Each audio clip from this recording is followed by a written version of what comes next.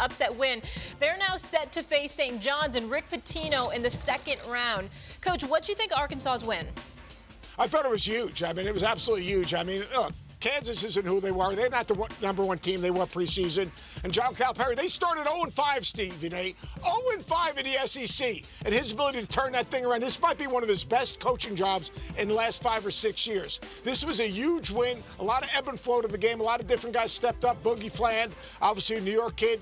First game back in 15 games. Huge win for this Arkansas team. Huge win for John Calipari. And it sets the stage. The Godfather against John Calipari. I mean, you talk about two guys. Oh, by the way, 13-10 against Rick Pitino. This is a huge game for Rick Pitino because he's put this team together. All right. Not a lot was expected of John Calipari. They were 0-5. First year in the job. First year in the job, Rick Pitino, they didn't make the NCAA tournament. First year in the job, Arkansas, they made the NCAA tournament. Now it's Rick Pitino, John Calipari.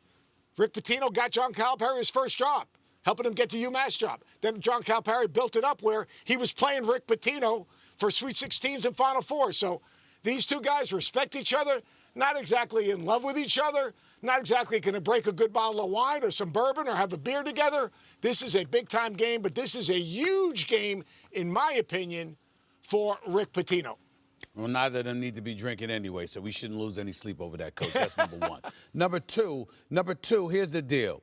I think there was a big-time win for John Calipari because of the reasons that you articulated. I mean, coming into the game yesterday, I mean, listen, you had Kansas winning 17 straight first-round games, okay? This is not something that Bill Self is accustomed to. But it happened yesterday, and it happened against a great coach in John Calipari, who, in all fairness, has something to prove. Again, he's been recruiting All-Americans, guys who are one and done. You know, has had top recruiting classes in the nations on so many occasions. He's only got one national championship to show for it. So having a team that doesn't have these expectations, and for once he goes in as an underdog and you're pulling upsets or whatever, it reminds you of what made Cal so successful to begin with. We saw the UMass program come out of nowhere. Remember, Coach, I was covering Temple University for the Philadelphia Inquirer. I'm very, very familiar with John Calipari. That's how long he and I go back. Bruiser Flynn, his assistant, is one of my personal friends, one of my great friends. He's a wonderful, wonderful, wonderful person and a coach. And he's on Calipari's bench right now, okay?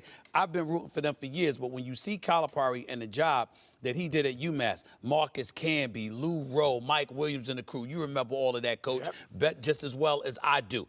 John Calipari had exceeded expectations, not just with his recruiting ability, but with his coaching ability. Then the expectations come, and he would answer the call in terms of having this team's competitive, get to the Final Four, but couldn't close the door on the national championship until Anthony Davis did it for him at Kentucky. Before and after, that has not been the case. So to see him in this situation right now, where the expectations have been minimized to some degree, and he's looking up at others in terms of their recruitment, the personnel that they have, etc. For him to win a game like that yesterday was a big, big deal for him, and it'll be even bigger if he beats Rick Pitino.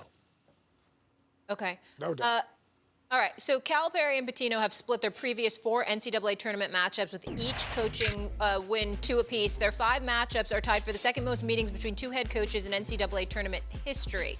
So, Stephen A., you just alluded to it a bit, but would it be a bigger statement for Pitino or Coach Cal with a win? Well, it would be a bigger statement for Cal because when you look at St. John's this year, you expect St. John's number 2 seed.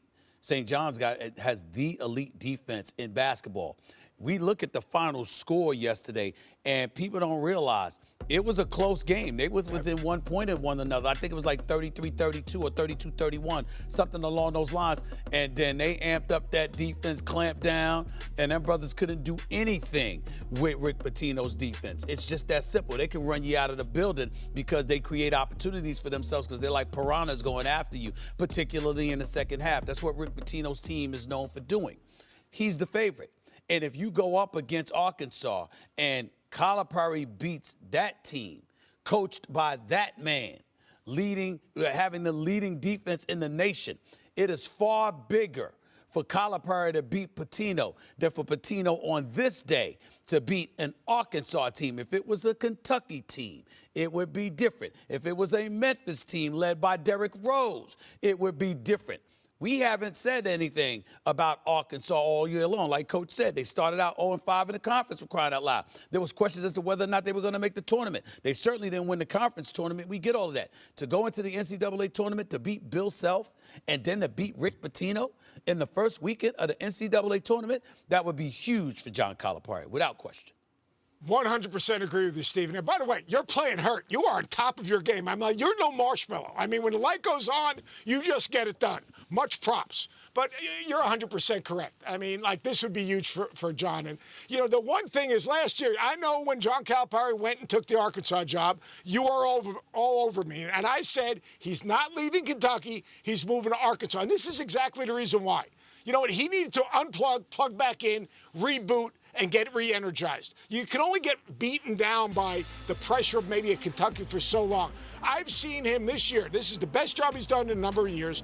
More importantly, he's having more fun and enjoying it. So even though he left basically Camelot, as Rick Pitino calls Kentucky, this was the right move for him because you see him enjoying his team and coaching. Having said that, all the pressure is on Rick Pitino tomorrow.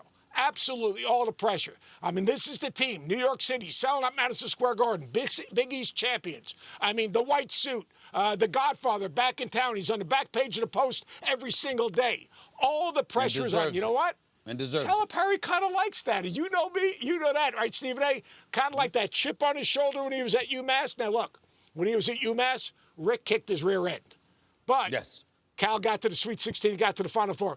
But John Calipari, when he's backed up against the wall, that's the best version of John Calipari.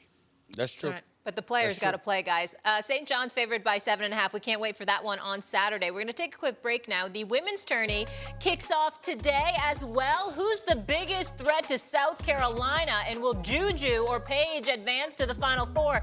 Our girl Andrea Carter stops by with all the answers. Monica McNutt, too. And Steph has a scary fall last night. What does Essay think will happen if Golden State has to rest Curry? You don't want to miss that take next. You're watching First Take, presented by ESPN Bet Sports.